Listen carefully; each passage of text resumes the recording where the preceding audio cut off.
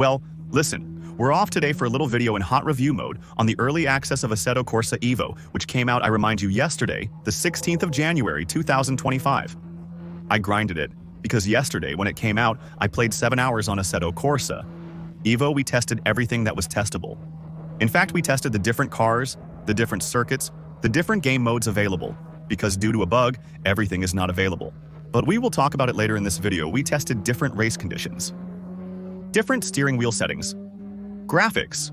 In short, I tested a bunch of stuff and today I give my opinion. Knowing that videos like this one, I'm going to make several on Assetto Evo because, since it's an early access, Assetto Corsa Compatibility is currently in early access with incomplete content and game modes. Many aspects are subject to change in the coming months as the developers aim for a 1.0 release this fall. Major updates, such as the addition of the open world around the Nürburgring, will likely significantly impact the game. I will create videos like this to keep you informed about the evolution of my opinion on Assetto Corsa Competizione. This opinion is based on our tests conducted between January 16th to 17th, 2025. I hope you enjoy the video. I also suspect some of you have. If you tested the early access, share your thoughts in the comments about what you tried, liked, and disliked. Let us know your opinion. As always, if you enjoyed the video, show your support by liking and subscribing. Just to let you know, we're discussing the details of the early access, which has been available since yesterday. It is currently only available on PC through Steam. There will be no early access for the console versions. There you have it. Know that there won't be any. We assume that the final console versions will arrive in a year, because first we have to wait for the 1.0 on PC. And then we probably need to add a few more weeks, a few more months of development specific to the console versions for those who are on console. Expect an arrival quite soon, and maybe it's not in March. Next year, something like that. Now, I'm going to talk about the things I liked, the things I liked less. First off, something that kind of annoyed me. We'll start with that because it comes in the order in which it comes. One thing that really annoyed me, though, was the lack of communication around the game's release, because initially, it was 15 hours, then it went to 16 hours, and then at 16 hours there was nothing available.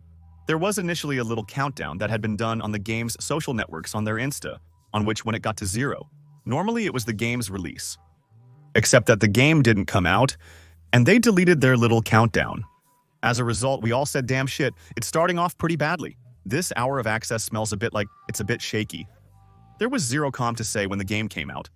In the end, the game came out at 4:50 without really any official message. The main thing is that it came out. After that, I admit that the communication of this style, that is to say, no comm. It's getting annoying. It's common in games released recently. And that overall, once it's out though, I had a lot of fun on this, all the access. There are things that are weird. There are things to rework clearly, but I think there are a lot of things that are successful. Starting already anyway with the technique, what I mean by that, essentially, is still the graphics. So yes, we agree, it's not as beautiful as some images we could have seen of the game afterwards. You have to know that the game is still in build, that is to say, in early access, so probably there are things, new details, new settings, which will be added allowing to have an even more beautiful game. But I find it still quite beautiful. Frankly, there is not much to envy to much more expensive productions or big games. Like Ford Motorsport. There is really nothing to envy. And especially something that is pleasant is that it is still crazy fluid. So yes, the menus are slow, we agree on that. The menus are slow and sometimes the TRH also a little bit. If you look at my tachometer, it is a bit slow, for example. But the gameplay, the driving is fluid, and that frankly I admit that it is a pleasure. And it's a nice little surprise. Because how many times have we had early access to games where almost nothing worked, where it was lagging like crazy, where we were at 15 frames per second, where it was unplayable? Honestly, it happened a lot of times. So having an Assetto Evo that comes out being both pretty nice and quite smooth, because I must be generally all the time between 50 and 60 frames per second, it's pleasant. Especially that at the level of optimization on this version of the game, at least there is very little, if any, difference. And that I wonder a bit how it's possible, but so much the better in terms of performance, between the different racing conditions.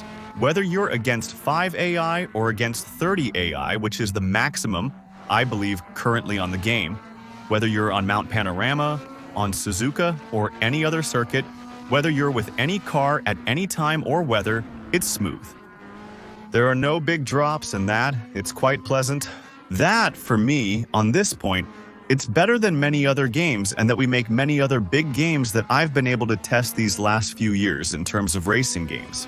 So for your information, know that in terms of graphics settings, we are really at the max. That is to say, full ultra without any cheating.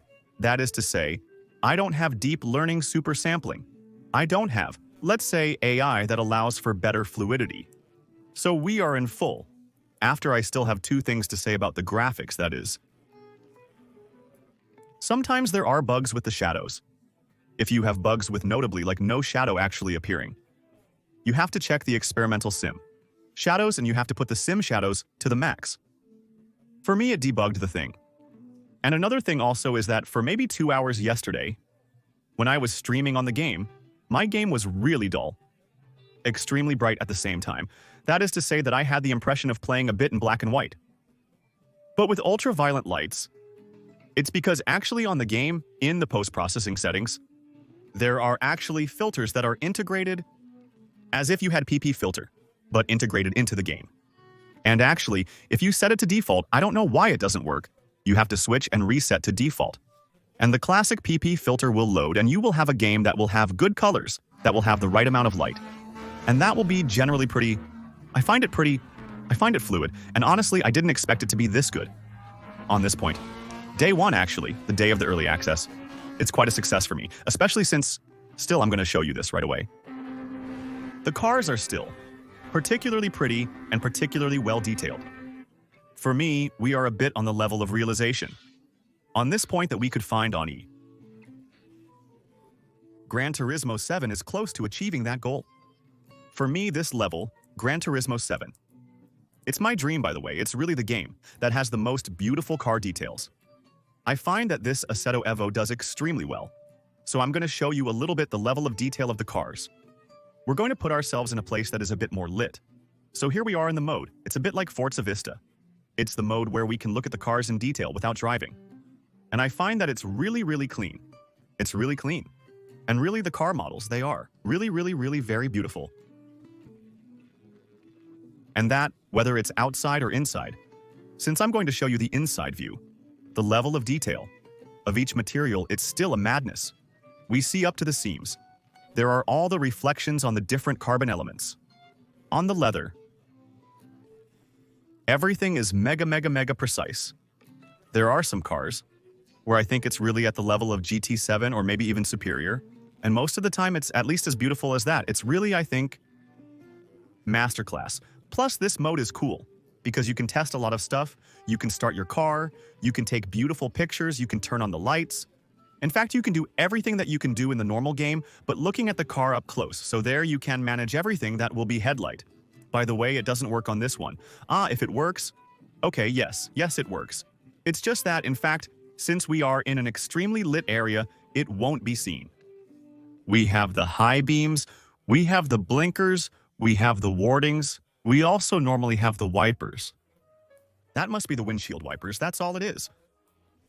Things that you can manage in this mode, but it's also things that you can manage while playing, just by properly configuring the steering wheel. So, really on the point of car modeling, the look of the circuits, the graphic aspect of the game.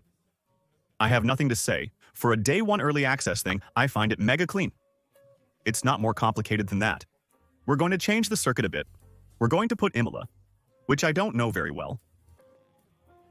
Though I can't guarantee the gameplay, let's discuss the next successful point I wanted to address. Physics, which is also a highlight for me in this small circuit. Before streaming on Assetto Evo, I streamed for about 2 hours on Assetto Corsa 1 because the release of Evo was delayed by 1 hour and 15 minutes.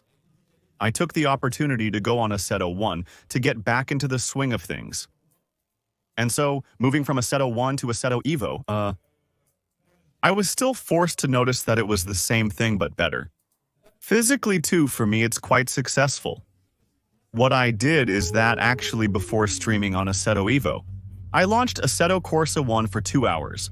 I streamed on it while waiting for Evo to come out, and switching from one to the other. What is quite pleasant, though, is that we are not lost at all. Because in fact, this is Assetto Evo. even if a new physical engine. Assetto Corsa has been developed.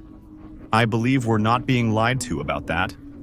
The overall feeling of Assetto Corsa 1 is still present in Assetto Corsa Evo. If you enjoyed driving on Assetto Corsa 1, you will enjoy driving on Assetto Evo, as it's built on the same base, providing a similar general feeling. Assetto Evo's physics manage many things that were not managed by Assetto Corsa 1's physics. In fact, it's always quite difficult to talk about physics, because it's really something we're going to feel more than something we can describe by babbling with words. But the feeling I have on this Assetto Evo is that overall it's more organic and more natural. So, I don't know, is it due to the fact that the physics engine of the Assetto Evo refreshes more times per second and is able to make you feel sharper transitions to players between each movement of the car? Or is it because there might be other elements? The suspension and tires, adapted from the Taylor model, provide a less robotic and abrupt driving experience. The transitions are smoother and less rectangular or square between each movement of the car, making it more enjoyable. For now, I'm only showing gameplay footage. On sunny circuits, we'll restart with gameplay at night and in the rain to show different images. The gameplay in the rain is very cool, and we really have been It's not Holiday on Ice, as is the case with some games where it's really overdone. In terms of driving in the rain, to show you that you are driving in the rain, it's not that either. But on the other hand, you don't have the grip that you have either on an ultra-dry road. It's well done actually, it's detailed. There's aquaplaning. You can feel that depending on where you drive in the rain with, let's say, the amount of water, you don't have the same reactions from the car. And honestly, I think that in the games I've tested, it's perhaps the game that handles, I think, driving in the rain the best. Now, I haven't tested all the games in the world, and I haven't tested all the games for 5,000 hours either, but I really enjoyed it. Overall, I enjoyed driving in Assetto Corsa Evo, whether it's dry road, wet road, no matter the model. Knowing that there are big differences from one car model to another, you really feel the flaws and advantages of each car. It's quite impressive. What's crazy is that with just a steering wheel without being physically in the car, we can still have games now where we can really easily understand where the car's problems are coming from. In quotes, the aero, the tires, the weight distribution, and Assetto Evo handles it very well. We understand what's happening, it's not vague, and each car has its physics, its driving details. And frankly, it's great. But what needs to be said is that the steering wheel management system of this game is a bit of a disaster, but like on many games. So here, I'm not even talking about steering wheel compatibility, I'm talking about the system to configure. It's a damn mess though, in the controls. So I hope that's something that will be reworked, because frankly, it's a bit scary. In fact, my steering wheel was directly recognized, so already, first thing, know that if you have a controller connected to your PC at the same time as the steering wheel, it will not work, so unplug your controller. My steering wheel was directly detected, except that what is a bit annoying to adjust is that each part of the wheel has a separate menu. Like I have the pedals on one side, I have a sub-menu where I can bind. If I want to turn with my accelerator, I have the wheelbase, so that's really the steering wheel, and I have steering wheel, and that's the steering wheel buttons. Once we understand that, we can manage. After that, in fact, we can set everything in the 3 menus. So really, if I want to accelerate with my steering wheel and turn with my brake, I can. After that, it's a gas factory. Plus, since the menus are slow, it's super annoying. Same, I advise you not to put the game translated into French for the moment because the translations, they don't always make sense, and especially to set the steering wheel. We come across oddities. We don't understand what we are setting another thing to know. Also is that by default, in fact, when you bind an axis. When you click on it, you will see the little tab here that will become clickable. And this is where you will be able to actually adjust all the dead zone and force feedback settings of what you want. And there is something very annoying about this game.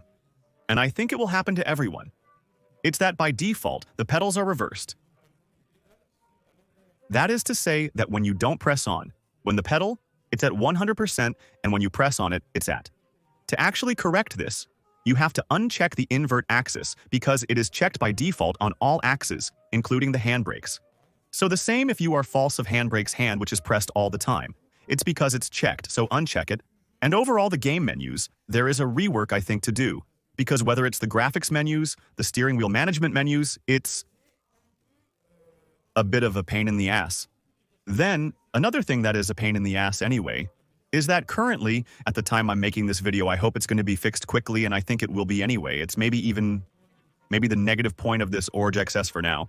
It's a game that you can play even when you don't have an internet connection. That's a good thing. There is an offline mode, unlike some, follow my gaze. There is an offline mode so you can enjoy the tracks, the cars, the game simply. You can play.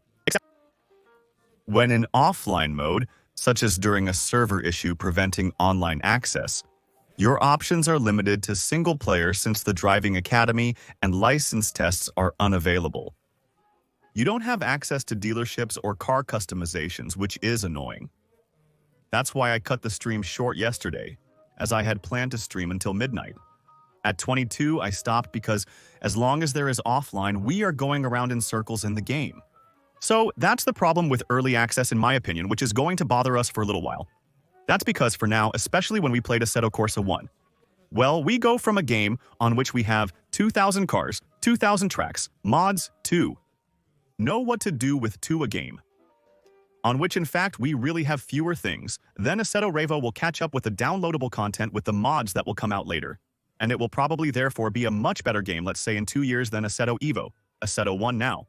But it's true that in the meantime, when you don't have online and can't do anything except just do quick race or single player basically against the clock or trials, well, it's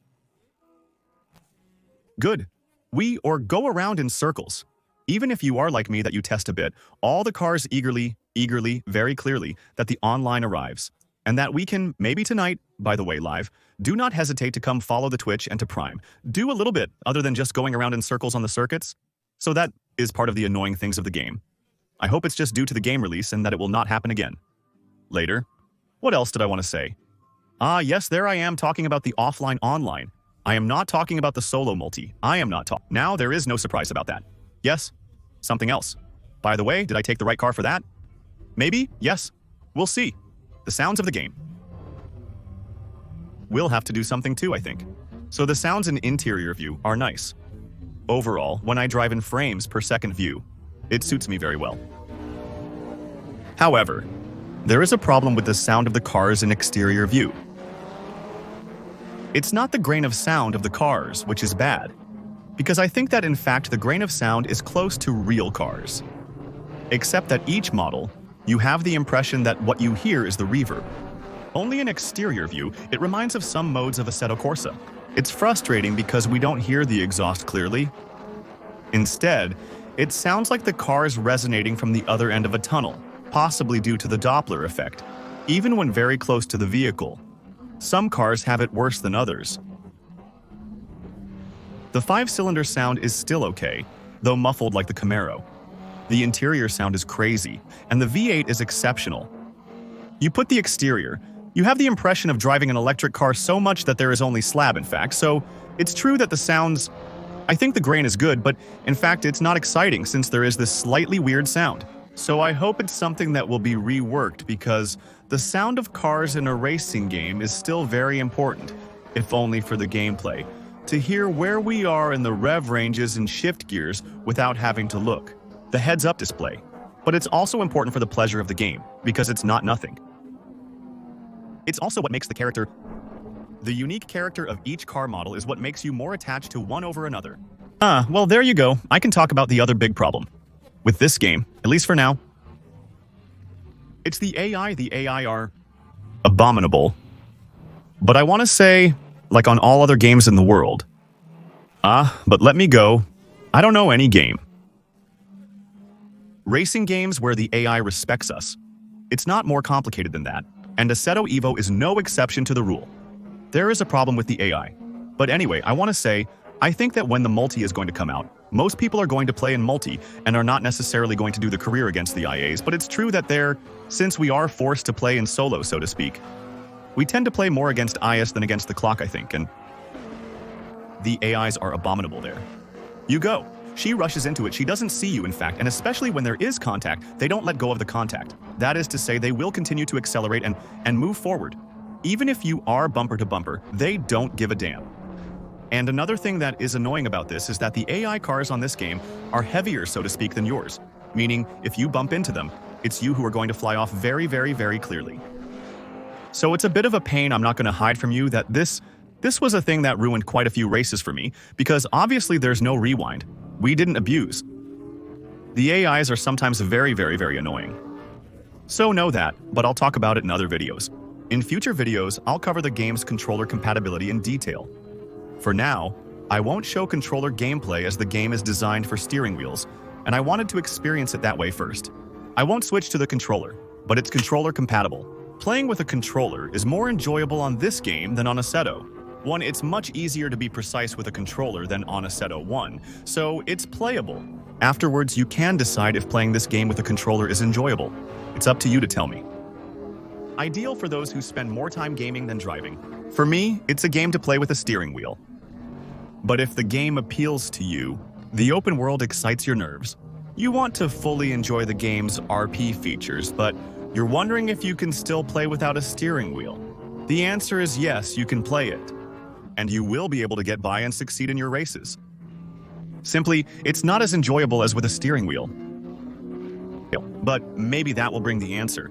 To some, there is also a small bug in this game, which means that, in terms of driving, and in terms of driving aids, even when you change the driving aids via the driving aid menu, so before starting each test, the game takes everything into account, including the TCS. There are plenty of driving options that you can really only disable if you bind a key, allowing to do it like me.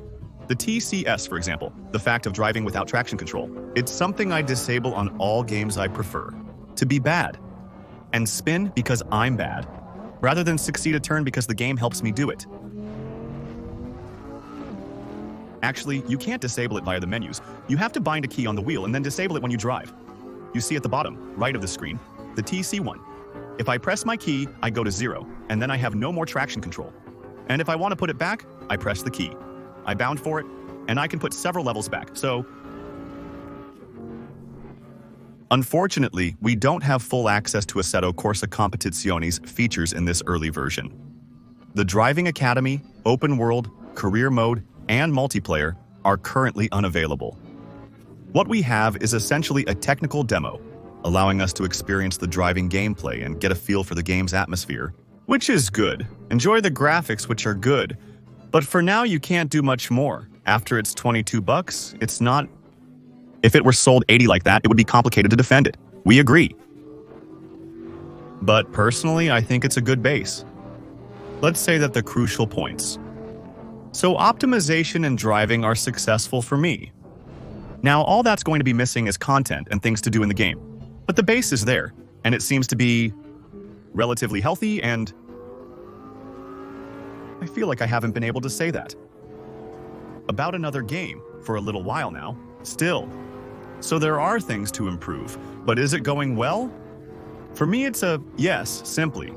And I really have a good time when I play this game. The 7 hours yesterday went by really fast. I have my favorite cars, tracks, and driving preferences. Before leaving, I'll show you some night gameplay with rain to demonstrate how it looks. Here's a glimpse of the game at night with rain. As I mentioned earlier, there isn't really any frame rate base or anything like that in night and rain. I'm showing you rain gameplay because it's one of the aspects the devs have focused on to convey the racing atmosphere. At night, it's nice. So that's a detail. The racing atmosphere is cool, day or night, reminiscent of Forza Motorsport. What is he doing in front? He's crazy. It reminds me of Forza Motorsport, but in success, in the sense where I'm not at 12 frames per second. You can see the rain once we get out of the lines of the cars in front and start driving on the road. A bit cold, it's not the same atmosphere, but yeah, there are the lights, there are the stands, there are, on some circuits, some, I don't know, outdoor decorations. There, for example, the big wheel that is lit up. The race atmosphere is nice, and it shows even more at night, obviously, because at night we maybe pay less attention to the decor, but we see more the things that stand out, like the light stuff and all that, and even aesthetically.